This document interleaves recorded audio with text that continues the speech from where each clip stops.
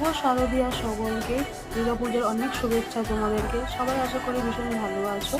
আমি এখন ভালো আছি, একটু অসুস্থ ছিলাম, তাই জন্য কোনো ভিডিও 2 দিন ধরে দিতে পারিনি। গলাটাও বসা ছিল, তাই জন্য কোনো কথা বলে ভিডিও আমার ঠিক করার মতন সময় হয়নি।